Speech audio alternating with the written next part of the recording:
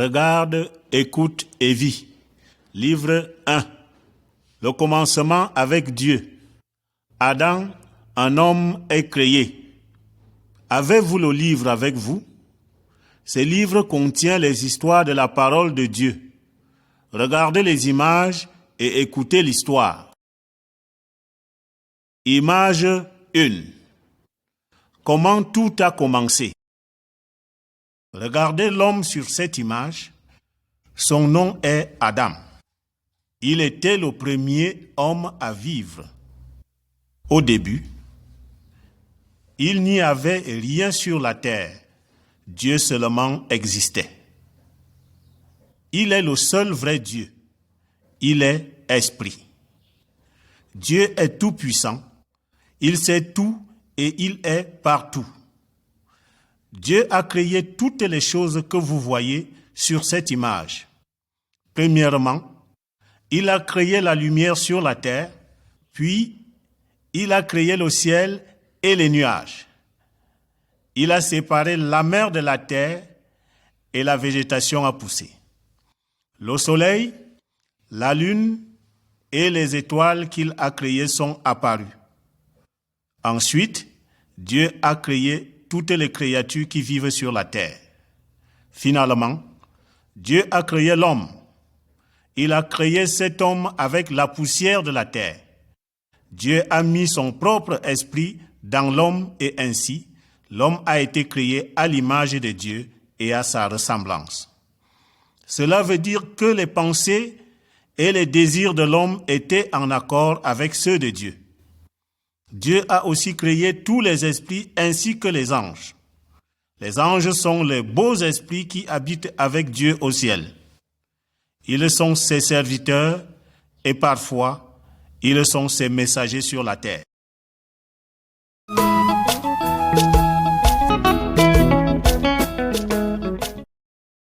Image 2. Tout ce dont l'homme avait besoin. Dieu met Adam dans un jardin magnifique et lui dit de s'en occuper.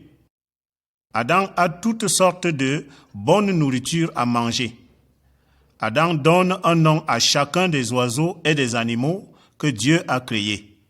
Il y a des mâles et des femelles pour chaque sorte de créature. Aucun animal ne craint l'homme et ne lui fait du mal. Malgré toutes ces créatures, il n'y a pas de compagne pour l'homme qui soit comme lui. Il n'a aucune aide pour être son vis-à-vis. Alors, Dieu crée une femme, comme vous le voyez sur cette image. Voici comment Dieu l'a créée. Dieu fait dormir Adam profondément. Puis, Dieu lui prend une de ses côtes et il forme avec celle-ci une femme qu'il présente alors à l'homme éveillé. L'homme et la femme sont nus, mais ils n'ont pas honte. Ils peuvent parler à Dieu comme on parle à un ami. Dans cet endroit merveilleux, il n'y avait ni tristesse, ni mort, ni mal.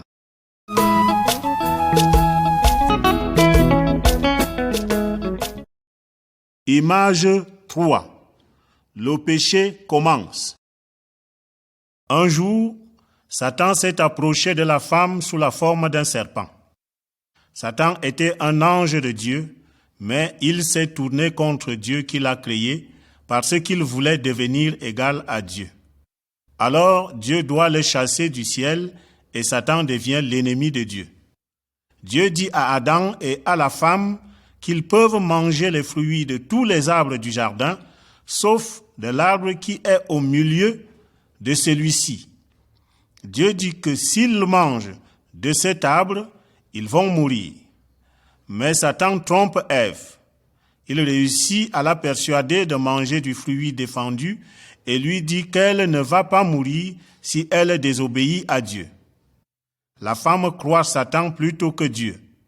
Elle mange du fruit défendu et en donne à Adam. Dès qu'ils ont mangé, ils se rendent compte qu'ils ont désobéi à Dieu. Maintenant, ils ont honte d'être nus et ils se cachent de la présence de Dieu.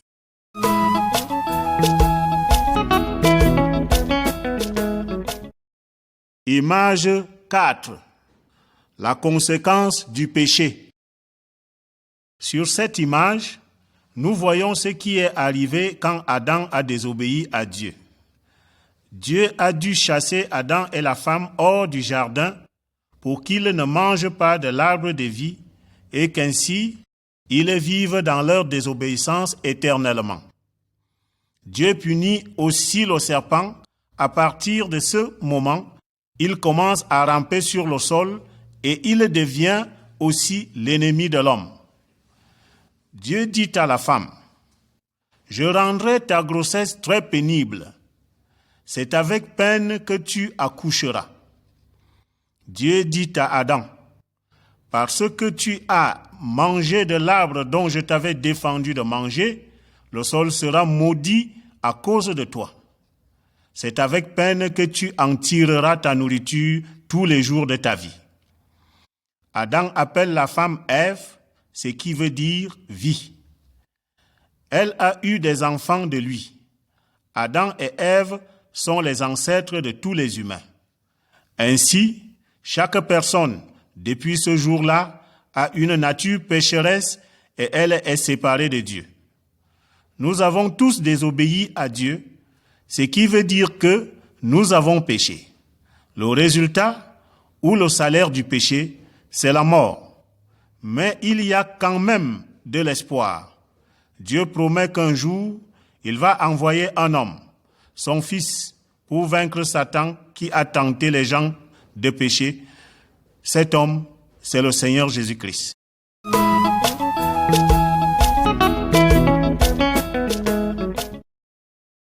Image 5. Noé, un homme juste. Les enfants d'Adam et d'Ève se multiplient sur toute la terre. Ils suivent le chemin de Satan et du mal. Alors, Dieu regrette d'avoir créé l'homme. Il y a un homme qui s'appelle Noé et qui essaye de plaire à Dieu. Un jour, Dieu parle à Noé. Il lui dit qu'il a décidé de détruire tous les habitants de la terre parce qu'ils l'ont rempli de violence. Dieu dit à Noé de construire un bateau pour que lui et sa famille soient sauvés du déluge à venir. Ainsi, Dieu fait une alliance avec Noé.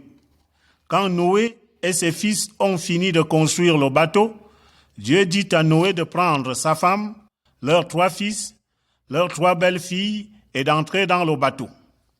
Dieu dit aussi à Noé de prendre un mâle et une femelle de chaque animal et oiseau sur la terre.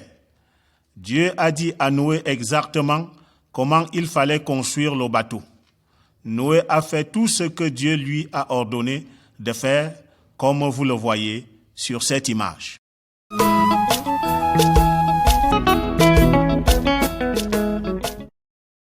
Image 6.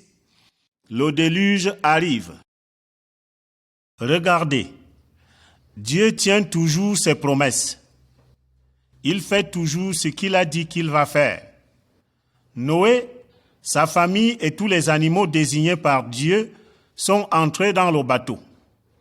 Dieu a lui-même fermé la porte derrière eux. 7 jours après, la pluie a commencé à tomber. Il pleut pendant 40 jours et 40 nuits et l'eau jaillit aussi de dessous le sol. Toute la terre est couverte par les eaux du déluge. Tous les êtres vivants, les hommes, les femmes, les enfants, les animaux et les oiseaux meurent, sauf ceux qui sont sauvés dans le bateau. Mais les gens n'ont pas changé. Aujourd'hui, ils sont encore pécheurs. Ils suivent toujours Satan. Ils refusent d'écouter Dieu. Dieu nous a dit dans son livre, la Bible, qu'un jour il reviendra pour juger la méchanceté de tous les êtres humains. Cependant, pour tous ceux qui croient en lui et qui lui obéiront, Dieu a prévu un moyen pour sauver l'homme du jugement qui arrivera ce jour-là. C'est lui qui nous sauve du jugement chez le Seigneur Jésus.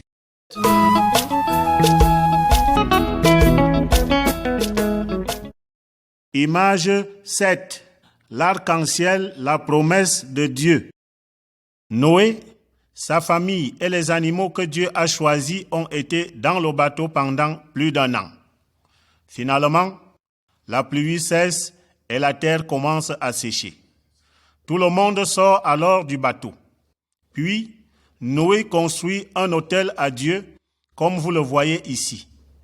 Il sacrifie à Dieu des animaux sur l'autel. Dieu a pitié de l'homme. Ensuite, Dieu met un arc dans le ciel. Dieu dit, « Quand l'arc paraîtra dans la nuée, je me souviendrai de mon alliance entre moi et vous, et les eaux ne se transformeront plus en déluge pour détruire toute chair. » Quand vous voyez l'arc-en-ciel, souvenez-vous de la promesse de Dieu. Mais souvenez-vous que Dieu viendra encore une fois pour juger le monde. La prochaine fois, il détruira ce monde par le feu. Ceux qui croient en Dieu n'ont pas besoin d'avoir peur. Suivez le Seigneur Jésus-Christ, le Sauveur, le Messie, et vous ne serez pas détruits.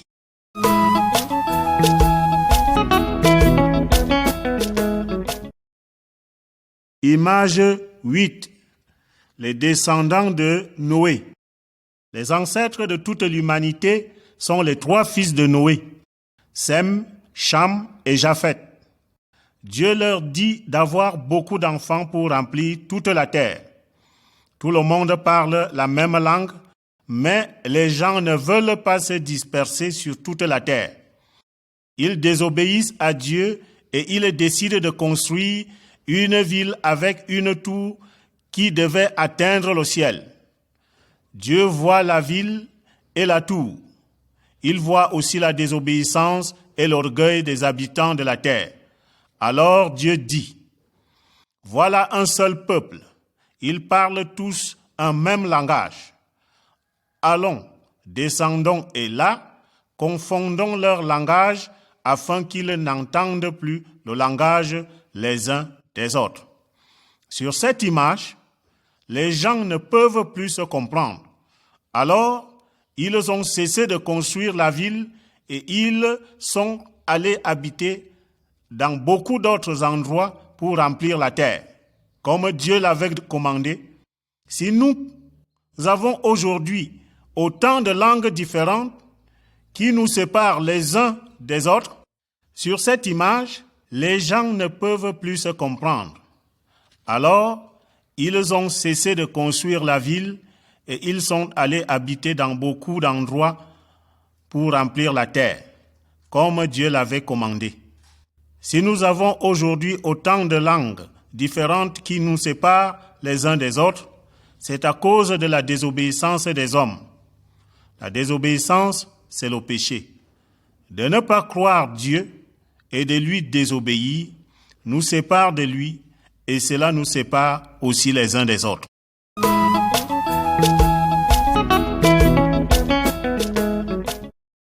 Image 9.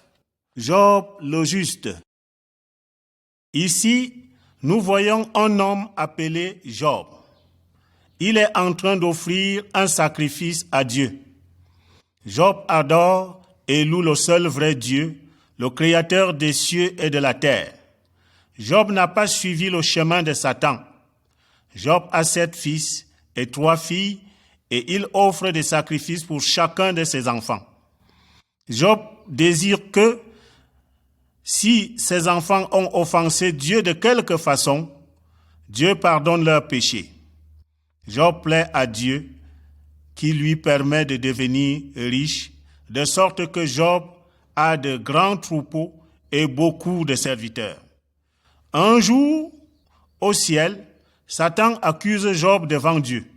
Satan dit que Job aime Dieu seulement parce qu'il est riche et que Dieu le bénit. Satan dit à Dieu, « Touche à tout ce qui lui appartient et je suis sûr qu'il te maudira en face. » Dieu sait que Job est un homme juste et bon et qu'il ne veut que plaire à Dieu. Il permet donc à Satan d'enlever à Job tout ce qu'il possède.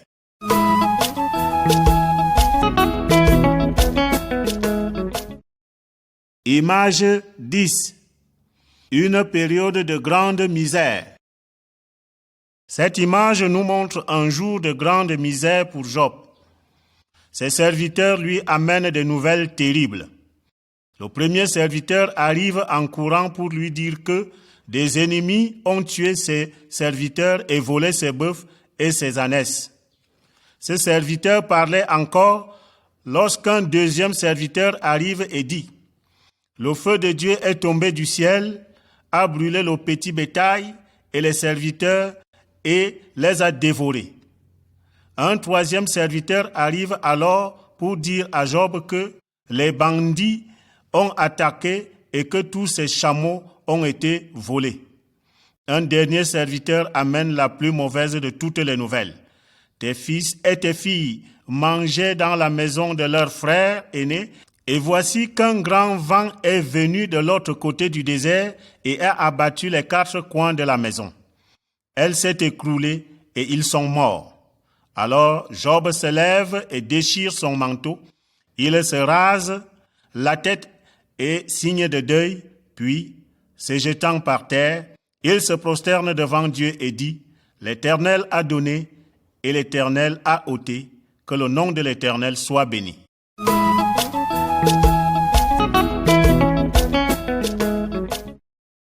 Image 11. Job souffre. Satan a vu que Job continue à louer Dieu.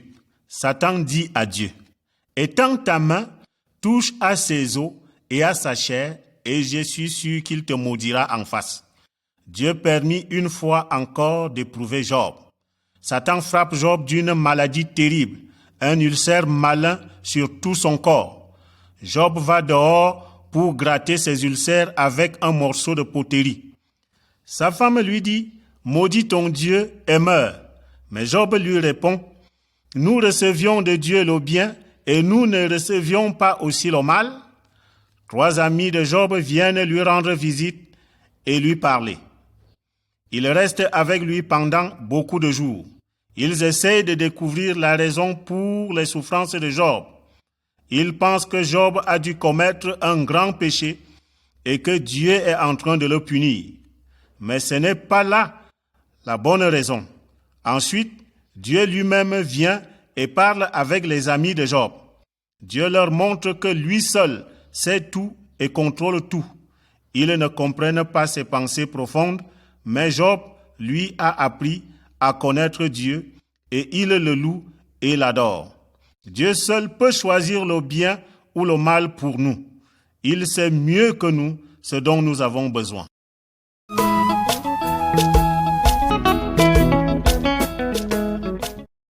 Image 12. Job est comblé à nouveau. Sur cette image, nous voyons que Job est de nouveau riche et en bonne santé. Je vais vous raconter comment cela s'est passé.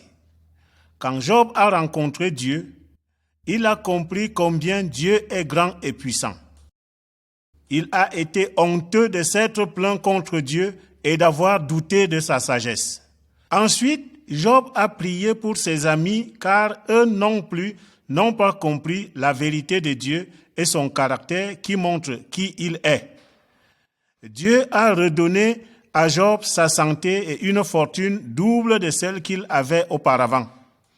Maintenant, les parents et les amis de Job viennent manger et se réjouir avec lui et chacun lui donne ses cadeaux. Dieu donne à Job 10 autres enfants, 7 fils et 3 filles, et il va vivre pour voir les fils de ses fils jusqu'à la 4e génération. Dieu veut que nous ayons confiance en lui, que nous soyons patients et que nous persévérions et que nous attendions à sa bonté. Quand nous souffrons, Dieu connaît le pourquoi de notre souffrance. Il contrôle tout dans notre vie et nous pouvons lui faire confiance, qu'il sait ce qu'il nous arrive et qu'il nous garde. Souvenons-nous que Dieu nous aime. Il désire ce qu'il y a de meilleur pour ceux qui l'honorent. Comme Job, nous devons tenir ferme, car Dieu est plein de compassion et de miséricorde. Quelle amie fidélité.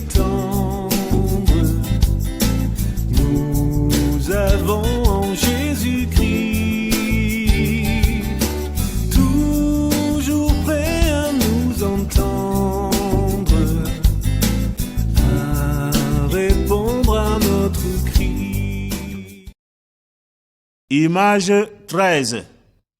Abraham obéit à Dieu.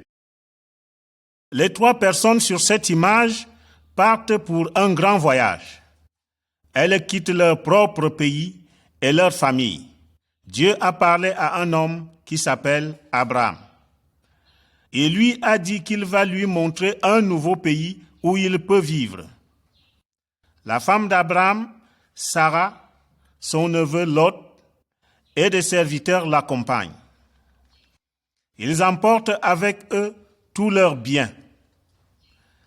Quand ils arrivent dans le pays appelé Canaan, Dieu apparaît à Abraham et lui dit : « Je donnerai ce pays à ta descendance. » La vie est dure dans le nouveau pays car il y a une famine. Abraham et ses gens doivent aller dans un autre pays pour trouver à manger. Après la famine, ils retournent dans le pays où Dieu leur a dit d'aller, le pays de Canaan, parce qu'ils croient Dieu et qu'ils ont confiance dans ses promesses. Dieu nous a promis une nouvelle vie, maintenant, et une nouvelle patrie avec Dieu un jour, là où il règne. Mais nous devons le croire et lui obéir pour recevoir ses promesses.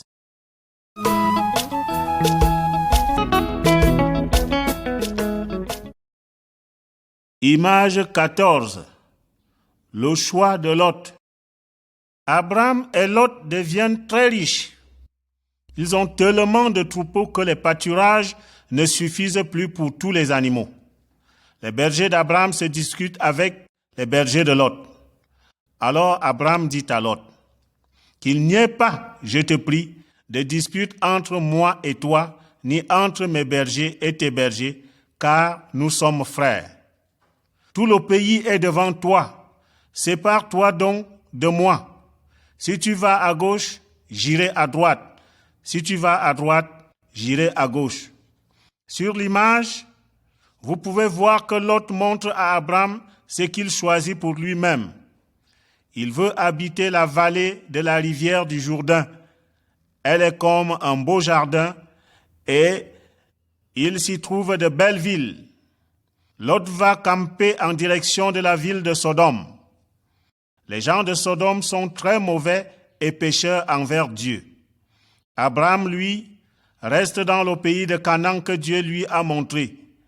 Dieu lui dit : « Lève donc les yeux, car tout le pays que tu vois, je te le donnerai à toi et à ta descendance pour toujours. » Parfois, nous pouvons croire que d'autres ont mieux que nous dans la vie. Mais comme Abraham, faisons confiance à Dieu, car il prend soin de nous.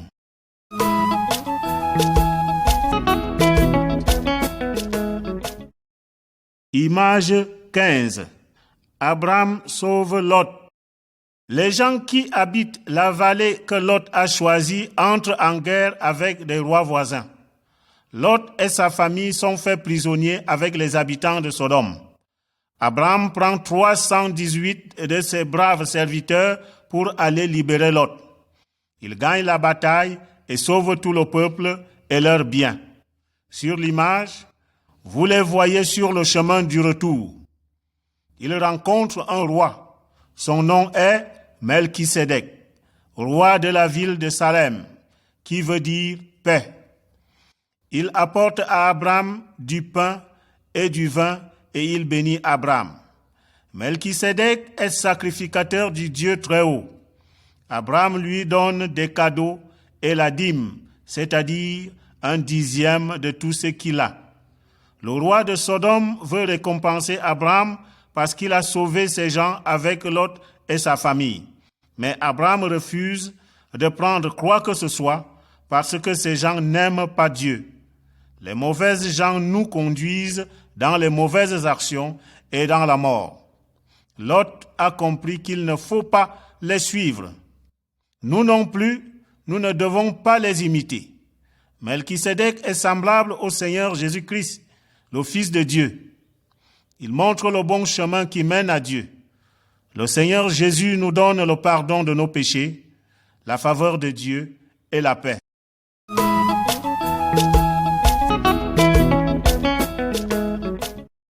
Image 16. La promesse de Dieu faite à Abraham. Après qu'Abraham a libéré Lot de ses gens, ils sont retournés à Sodome. Dieu a parlé à Abraham, « Sois sans crainte, Abraham. Je suis moi-même ton bouclier et ta récompense sera grande. » Abraham rappelle à Dieu qu'il n'a pas encore de fils. Alors Dieu lui dit, « Contemple donc le ciel et compte les étoiles. Si tu peux les compter, telle sera ta descendance. » Dieu redit à Abraham que le pays où Dieu l'a amené est pour lui et pour ses descendants. Abraham croit en Dieu et à sa parole. Dieu veut que nous croyions en lui et que nous obéissions à ce qu'il nous dit dans la parole, la Bible. Alors, nous aussi, nous pouvons recevoir les promesses qu'il nous a données.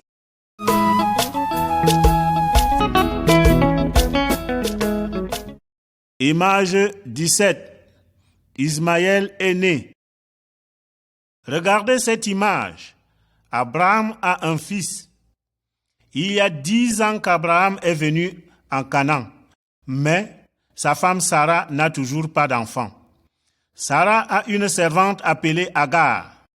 Du temps de Sarah, une femme qui n'avait pas d'enfant donnait parfois une servante à son mari pour avoir un enfant par elle, comme son héritier. Dieu n'approuve pas cette coutume, mais c'est ce que Sarah a fait. Elle a donné sa servante Agar à Abraham, et Agar a eu un fils appelé Ismaël, ce qui veut dire Dieu entend. Agar se moque de Sarah qui devient jalouse de sa servante et la traite mal. Agar s'enfuit, mais un ange vient vers elle. Il lui dit qu'Ismaël aura beaucoup de descendants. Ismaël est le père des peuples arabes. Parfois, nous essayons de faire les choses à notre façon. Cela peut donner bien des souffrances et de la peine à beaucoup de gens. Si Dieu n'agit pas aussi vite que nous le voudrions, nous devons lui faire confiance et attendre qu'il agisse selon son plan.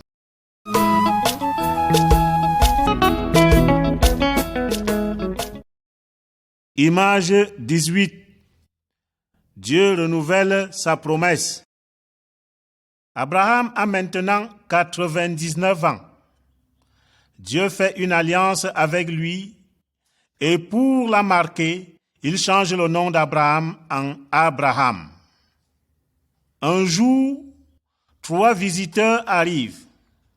Ce sont des messagers de Dieu. Abraham demande à Sarah de leur faire à manger. Mais c'est lui qui les sert. Les hommes disent à Abraham, « Où est ta femme Sarah ?» Abraham répond, « Elle est là, dans la tente. » Un des hommes dit, « Je reviendrai vers toi l'année prochaine. Voici que Sarah, ta femme, aura un fils. » Sarah écoute à l'entrée de la tente. Sarah rit en elle-même parce qu'elle est si vieille, qu'elle n'est plus en état d'avoir d'enfant. Puis Dieu dit, « Pourquoi Sarah a-t-elle ri? Y a-t-il rien qui soit étonnant de la part de l'Éternel? Sarah aura un fils. » Dieu garde toujours ses promesses. Rien n'est trop difficile pour lui.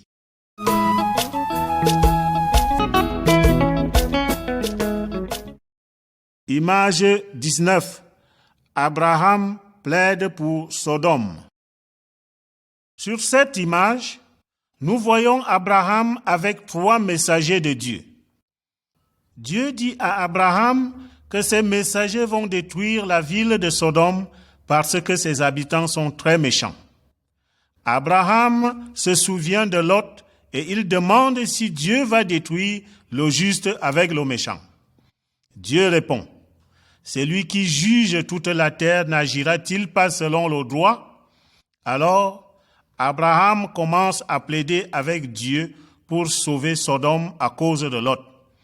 Il demande à Dieu s'il détruira la ville, s'il s'y trouve 50 personnes justes ou bonnes.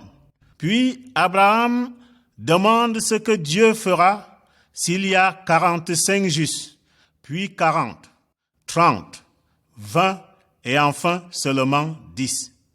Mais Sodome n'a même pas 10 humains qui ne sont pas pécheurs devant Dieu. Quand les messagers de Dieu arrivent à Sodome, ils voient la grande méchanceté des gens. Alors du ciel, Dieu envoie du feu et du soufre brûlant. Sodome et tous ses méchants habitants sont détruits. Lot et ses 2 filles sont sauvées, car Abraham a plaidé pour lui avec Dieu. La femme de Lot désobéit à Dieu. Elle regarde en arrière et elle meurt comme les gens de Sodome.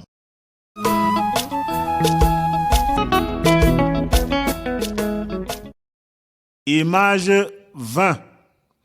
Dieu éprouve Abraham. Sarah est trop vieille pour avoir des enfants, mais elle donne naissance à un fils, comme Dieu l'avait promis. L'enfant est appelé Isaac, ce qui veut dire « il rit ». Quand Isaac devient grand, Dieu éprouve Abraham et lui dit « Prends ton fils, ton unique, celui que tu aimes, Isaac, offre-le en holocauste, c'est-à-dire en sacrifice entièrement consumé par le feu. » Abraham obéit à Dieu. Abraham fait confiance à Dieu qu'il est puissant même pour faire ressusciter Isaac d'entre les morts, si telle est sa volonté. Comme vous le voyez sur cette image, il est prêt à sacrifier Isaac, mais au moment où Abraham va tuer Isaac, l'ange de l'Éternel lui dit « Abraham, Abraham, n'étends pas ta main sur le jeune homme et ne lui fais rien, car j'ai reconnu maintenant que tu crains Dieu et que tu ne m'as pas refusé ton fils, ton unique. » Abraham lève les yeux et voit un bélier retenu dans un buisson par les cornes. Il le prend pour l'offrir en sacrifice à Dieu à la place de son fils. Parce qu'Abraham a aimé Dieu plus que son fils et qu'il lui a obéi, Dieu lui dit qu'il va le bénir avec une descendance nombreuse, comme les étoiles du ciel et comme le sable qui est au bord de la mer. Dieu dit aussi que toutes les nations de la terre seront bénies par la descendance d'Abraham. La descendance d'Abraham, c'est le Seigneur Jésus-Christ qui nous donne le salut par son sacrifice sur la croix pour notre péché.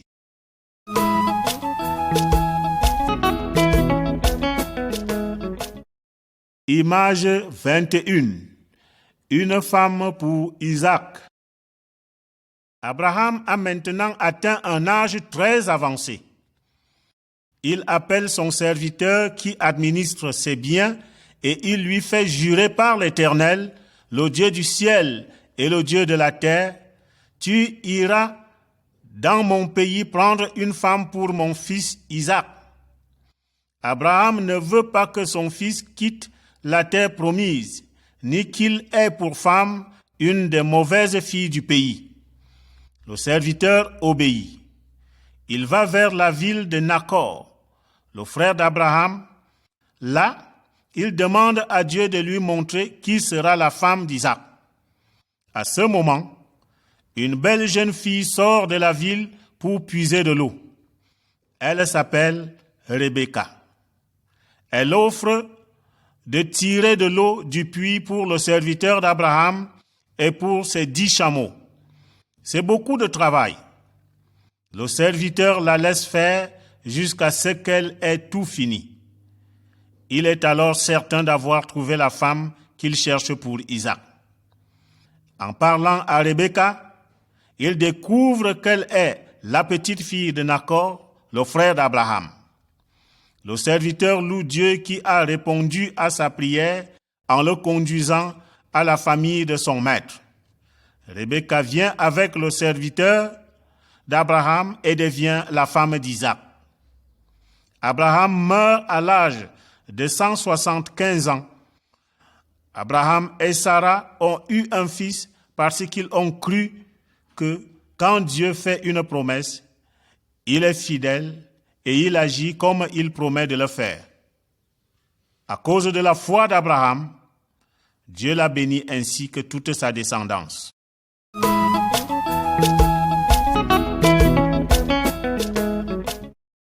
Image 22. La promesse de Dieu. La parole de Dieu est vérité.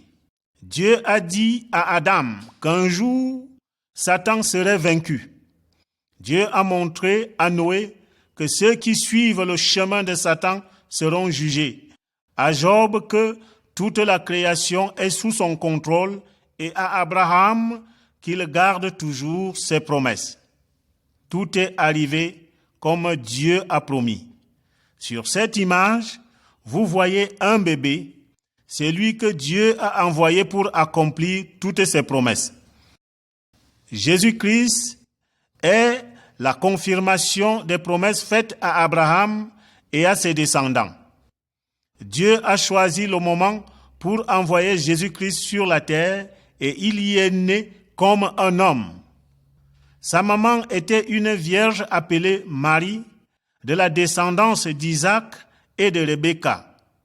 Mais Jésus n'avait pas de père humain. Son père est le Dieu vivant, le seul vrai Dieu.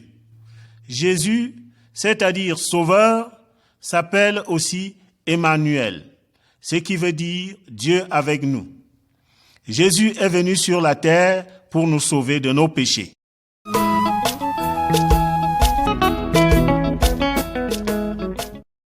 Image 23. Jésus est mort pour nous. Jésus a grandi et est devenu un homme. Il parle de Dieu aux gens et il leur apprend à marcher sur son chemin. Il fait beaucoup de miracles pour montrer qu'il vient de Dieu, mais les méchantes gens refusent de le croire.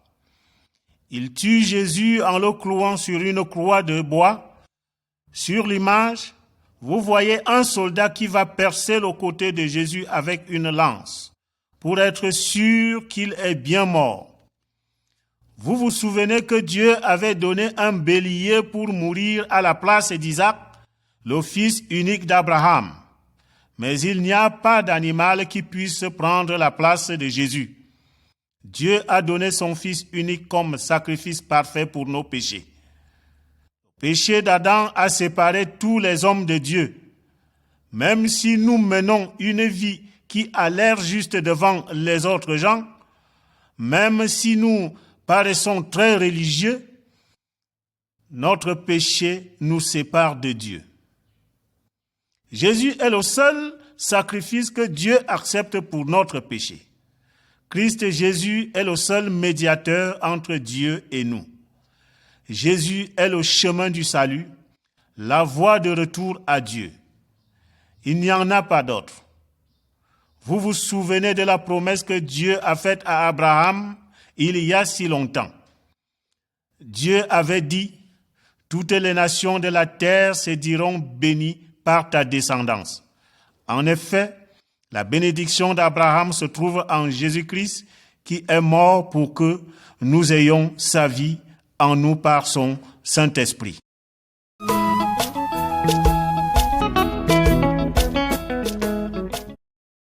Image 24.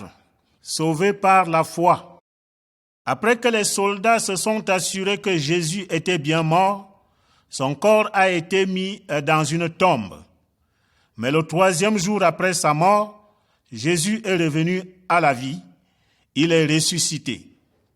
La mort ne pouvant pas retenir Jésus, le Fils de Dieu, et il est venu se montrer à ses disciples. Ils sont tous émerveillés. Un des amis de Jésus, Thomas, n'est pas là quand Jésus se montre aux autres. Ils lui disent, « Nous avons vu le Seigneur. » Thomas répond, « Si je ne vois pas dans ses mains la marque des clous, si je ne mets mon doigt à la place des clous et si je ne mets ma main dans son côté, je ne croirai point. » Une semaine plus tard, Jésus vient de nouveau vers ses amis. Regardez l'image. Jésus montre à Thomas la marque des blessures sur son corps. Il dit à Thomas, « Avance ici ton doigt. Regarde mes mains. Avance aussi ta main et mets-la dans mon côté et ne sois pas incrédule, mais crois. » Puis, Jésus dit une parole pour nous. « Heureux ceux qui n'ont pas vu et qui ont cru. » Ne soyons pas comme Thomas qui a douté, soyons comme Abraham qui a cru Dieu et est devenu l'ami de Dieu. Les vrais descendants d'Abraham sont ceux qui mettent leur confiance en Dieu. C'est en croyant au Seigneur Jésus que nous sommes sauvés et recevons la vie éternelle avec Dieu.